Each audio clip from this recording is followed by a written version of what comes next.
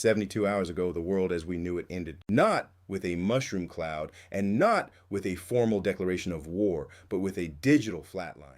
At 0300 hours Zulu, the radar screens at NATO's Combined Air Operations Center in Uedom didn't just flicker, they died. For 12 terrifying minutes, the eyes of the West went blind. No transponders, no satellite telemetry, just a cold gray void where a multi-billion-dollar integrated defense network used to be. When the screens finally hissed back to life, the reality was worse than the blackout. Across the high-altitude corridors of Eastern Europe, the signature of the American air war had changed. For months, the narrative from the White House has been one of surgical, relentless dominance.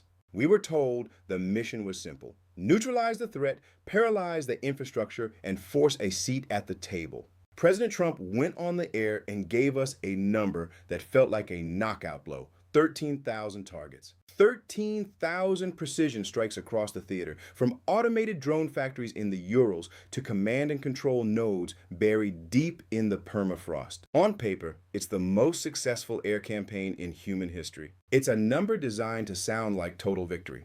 But tonight, the air in the Pentagon's basement is thick with a different realization: 13,000 strikes. And the Russian war machine didn't just survive, it adapted. The tactical shock started over the Black Sea. A flight of 4 F-35 Lightnings, the crown jewels of American stealth technology, were executing what should have been a routine suppression mission. They were ghosts, invisible to radar, backed by the most sophisticated electronic warfare suite ever devised. Then, without warning, the ghosts were hunted. Russian S-500 Prometheus batteries, systems we were told were decades away from operational parity, didn't just see them, they locked on. One pilot managed to punch out. The other three? They vanished into the surf along with $500 million of taxpayer-funded invincibility. Militaires won't be a no-cut. The scramble that followed was pure, unadulterated panic. Within the hour, the National Reconnaissance Office was tasking every available bird to the region. They were looking for the mobile launchers, the signal emitters, the smoking guns of a breakthrough in Russian sensing technology. What they found instead was a nightmare etched in satellite imagery. The targets we hit, those 13,000 decisive strikes, weren't the heart of the beast. They were the skin. Intelligence analysis now suggests that nearly 40% of the targets struck over the last 90 days were sophisticated, high-fidelity decoys.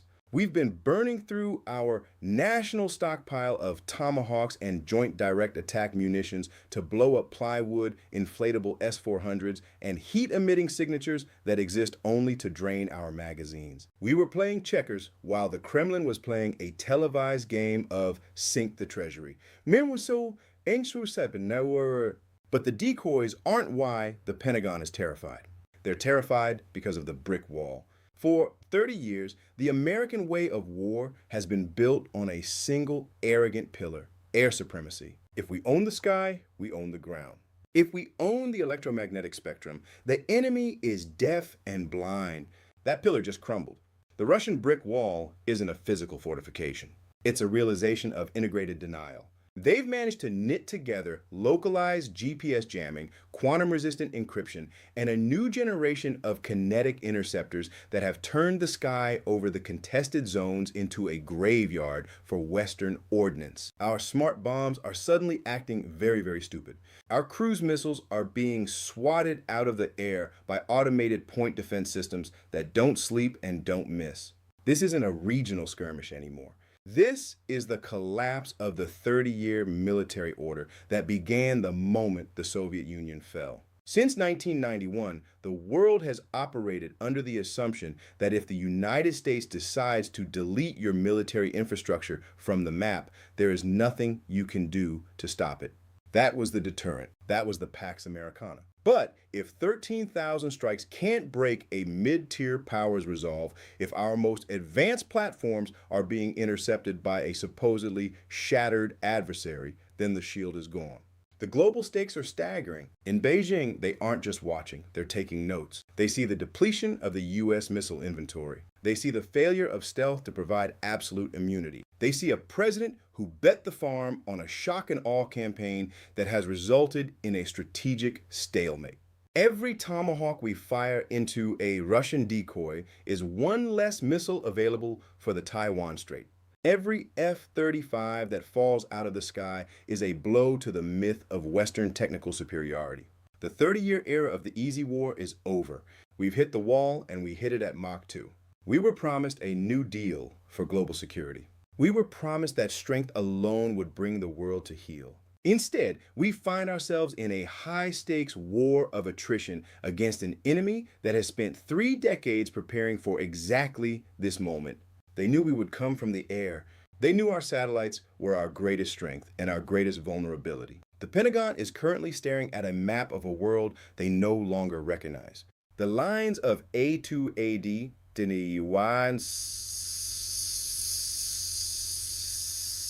anti-access area denial, have hardened into an iron curtain of electronic interference and kinetic fire. The 13,000 strikes were supposed to be the end of the story. Instead, they're just the prologue to a much darker chapter. The question isn't how many targets we can hit. The question is, what happens when the enemy stops being afraid of our sting?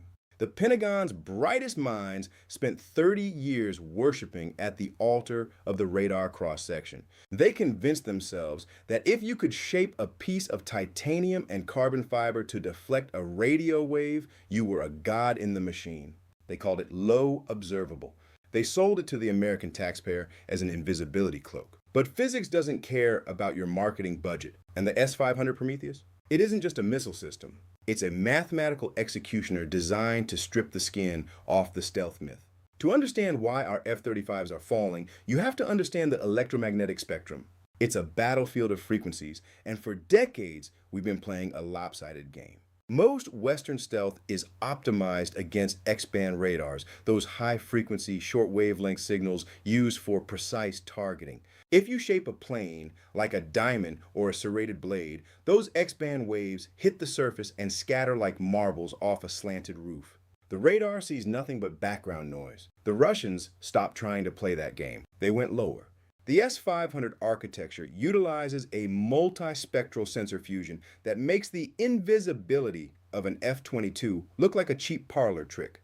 It starts with the 64L6 Gamma D.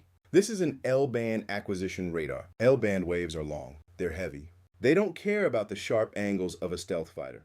When an L-band wave hits a vertical stabilizer or a wing root, it doesn't scatter, it resonates. It's a physical phenomenon called Rayleigh scattering. Essentially, the entire airframe becomes a tuning fork, vibrating in the electromagnetic dark. The L-band radar tells the system where you are. It can't give a firing solution. It's too blunt for that, but it hands the coordinates to the 76T6 multi-mode engagement radar. This is where the math gets cold. The Prometheus doesn't just look for a return signal. It looks for the hole in the sky. It's analyzing the atmospheric turbulence, the heat bloom of the engines, and the minute disturbances in the ambient radio background. Stealth isn't gone. It's just been demoted from a shield to a suggestion. And once that S-500 system decides you're a target, the engineering war shifts from the digital to the kinetic. And that is where the terror truly begins. Let's talk about the 77N6 series interceptors. These aren't your father's surface-to-air missiles. We are talking about the 77N6N and the 77N6N1. When one of these leaves the tube, it isn't flying. It's detonating through the atmosphere. We're talking about hypersonic speeds, Mach 9, sometimes pushing Mach 10. That is 7,000 miles per hour. At that velocity, the air in front of the missile turns into incandescent plasma. Most American countermeasures, the flares, the towed decoys, the digital radio frequency memory jammers, they're designed to confuse a missile's brain. But the 77N6 doesn't need to be smart. It just needs to be fast. It has an operational ceiling that reaches into the near-space vacuum, nearly 120 miles up. It can intercept ballistic warheads coming in from the stratosphere, which means a fighter jet loitering at 50,000 feet is, to this missile, a stationary object. We've spent billions on agile combat employment, teaching our pilots to weave and dodge. You cannot outweave a kinetic kill vehicle moving at 10 times the speed of sound.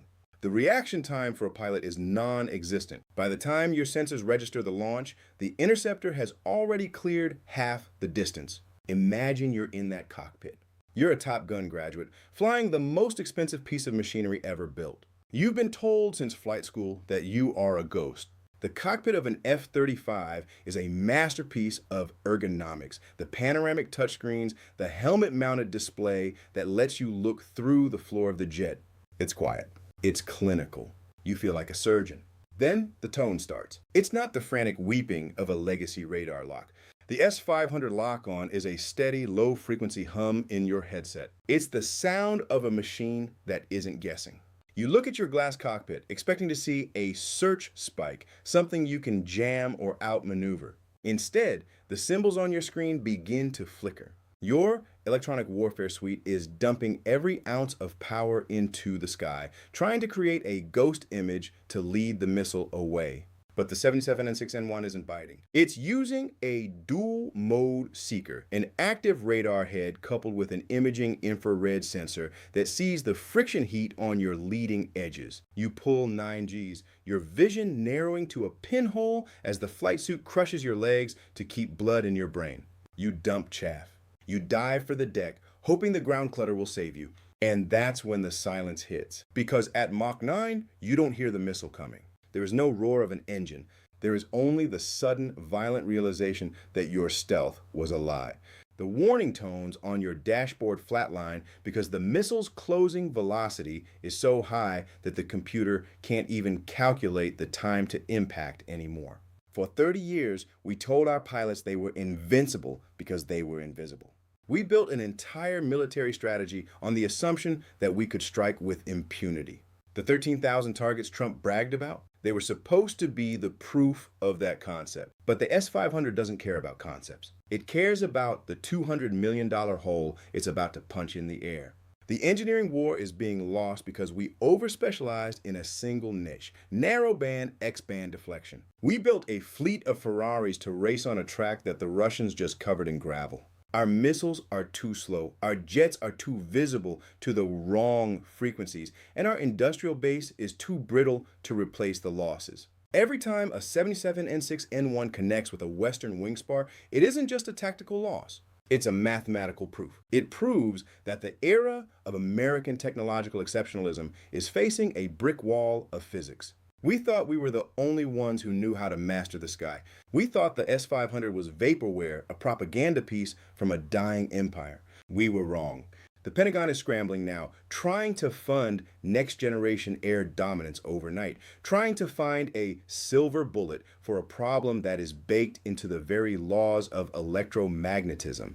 But you can't outrun a radio wave, and you can't out-argue a Mach 9 interceptor. The bravest soldiers don't wear uniforms. They wear suits and they sit in the basement of the Treasury Department, staring at flickering green numbers on a Bloomberg terminal. They're the ones who see the truth before the smoke even clears from the crash site. Because while the generals are obsessing over kill ratios and sorties, the accountants are staring at a ledger that looks like a suicide note. Welcome to the math of attrition. This is where the American empire isn't being outfought, is being outspent, outproduced, and systematically liquidated. Let's look at the economic inversion.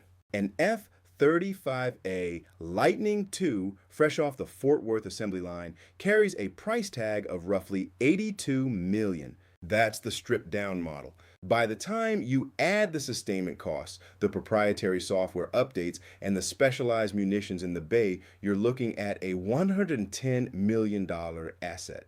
On the other side of the brick wall, simple San Desal, a single 77N6N interceptor for the S-500 system cost the Kremlin approximately $5 million to produce. Do the math. It's not just bad, it's catastrophic. For every one stealth fighter we lose, the adversary can afford to miss 20 times and still come out ahead on the balance sheet.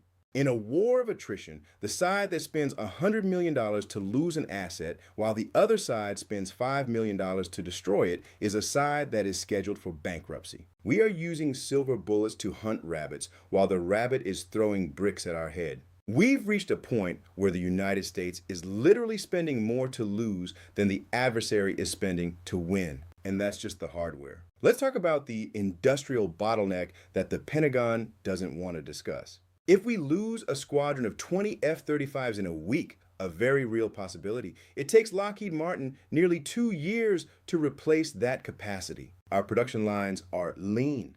They are optimized for peacetime efficiency, not wartime replacement. We build these jets like Swiss watches, handcrafted, precise, and agonizingly slow. Now, look at the Russian and Iranian defense models. They don't build Ferraris, they build Kalashnikovs with wings. Their manufacturing is decentralized, hardened, and built for renewable warfare. They aren't worried about a 10% failure rate in their chips because they can pump out 10 times the volume. They are trading quantity for quality, and in a high-intensity conflict, quantity has a quality all its own. But the most expensive component isn't the jet, it's the human being in the seat. It cost the U.S. Air Force roughly $11 million and 5 years to take a raw recruit and turn them into a combat-ready 5th-gen pilot. That's 5 years of training, flight hours, and institutional knowledge. When an S-500 interceptor connects, 5 years of American strategic investment evaporates in a millisecond. You can't surge a pilot. You can't 3D print 20 years of instinct. We are facing a reality where we will run out of pilots long before we run out of planes. This isn't just a military crisis. This is a global market contagion. The moment the brick wall held, the moment the world realized American air power could be neutralized, the insurance premiums for the Persian Gulf didn't just rise, they exploded. Shipping companies are looking at the map and seeing a world where U.S. protection is no longer a guarantee. If a Tomahawk can be swatted away like a fly, then a carrier strike group isn't a deterrent, it's a target. Every oil tanker moving through the Strait of Hormuz is now carrying a risk surcharge that is trickling down to every gas station in Middle America. And here is the silver stake in the heart of the system, the U.S. dollar. The greenback status as the global reserve currency is backed by two things, the American economy and the American military. It is the petrodollar. You buy oil in dollars because the U.S. Navy and Air Force keep the lanes open. But if the Air Force hits a brick wall, the underlying value of that security vanishes. We are seeing the BRICS nations moving with predatory speed. They are seeing the economic inversion and realizing the emperor has no clothes and, more importantly, no credit. Why hold U.S. treasuries to fund a $100 million jet that can be downed by a $5 million missile? The shift is subtle, then it's violent. Central banks are diversifying. They're moving into gold, into regional currencies, into anything that isn't tied to a military machine that just proved it can be priced out of the sky. President Trump promised to run the country like a business. Well, the business of war just turned a massive deficit. You can't deal make your way out of a bankrupt strategy. When your primary export, security, becomes too expensive to produce and too easy to destroy, your customers start looking for a new provider. The Pentagon is currently staring at a ledger of 13,000 strikes that cost billions of dollars and achieved exactly 0 strategic shifts. It was the most expensive fireworks display in history. Meanwhile, the Russian Defense Ministry is looking at their receipts and smiling. They didn't have to beat us in a dogfight. They just had to make sure we couldn't afford to stay in the air. The maps in the Situation Room are being redrawn in real time, and they aren't using the colors we're used to. For 30 years, those maps were splashed with the blue of American reach. Tonight, that blue is being eaten away by jagged, overlapping circles of crimson. This is the birth of the no-fly globe. Let's start with the 600-kilometer dead zones. Across the Middle East, the S-500 batteries and their localized electronic warfare nodes have created a contiguous wall of atmospheric denial. If you are a Western pilot, these aren't just lines on a screen. They are the edges of the world. Once you cross that 600-kilometer threshold, your sensors begin to scream, your data links start to fragment, and the brick wall begins to calculate your trajectory. The regional fallout is already tectonic. In Jerusalem, the red lines that have defined Israeli security for a generation have just been erased. Israel's strategy has always relied on the qualitative edge of the F-35. But the S-500 doesn't care about the Star of David on the wing any more than it cares about the stars and stripes. The Israeli cabinet is realizing that their long arm has been shortened. They are looking at a future where they are bottled up, forced into a defensive crouch because the sky above their neighbors has become a high-voltage fence. Meanwhile, in Brussels, the NATO emergency meeting wasn't a gathering of allies, it was a funeral for a doctrine. The Baltic states are staring across their borders at Kaliningrad, realizing that the tripwire strategy, the idea that NATO air power could surge in to blunt a Russian ground assault, is a fantasy. If the S-500 can create a 600-kilometer bubble of denial, the Suwalki Gap isn't just a bottleneck, it's a kill zone that no transport plane or close air support jet can enter and survive. The Article 5 guarantee is only as strong as the engine that carries the relief. And right now, those engines are being shut down before they even reach the AO. But if you want to see where the real New World Order is being forged, look east. Look at Beijing. China's strategic calculation in the Pacific has just undergone a radical acceleration. They've watched 13,000 American strikes hit a Russian brick wall, and they've done the math. They see that the U.S. Navy's carrier strike groups are essentially floating targets for the same integrated denial technology. The first island chain was once a barrier we used to contain China. Now that chain has become a no-go zone for the 7th Fleet. Beijing isn't just taking notes, they're taking territory. They're realizing that they don't need to match the U.S. plane for plane. They just need to make the cost of entry so high that the American public will refuse to pay it. This is the geopolitical map of 2026. It is a map of sovereign bubbles. The era of the global commons, where the U.S. military acted as the world's highway patrol, is over. We are moving into a fractured reality where regional hegemons, Russia in the east, Iran in the Gulf, China in the South China Sea, each own their own piece of the sky.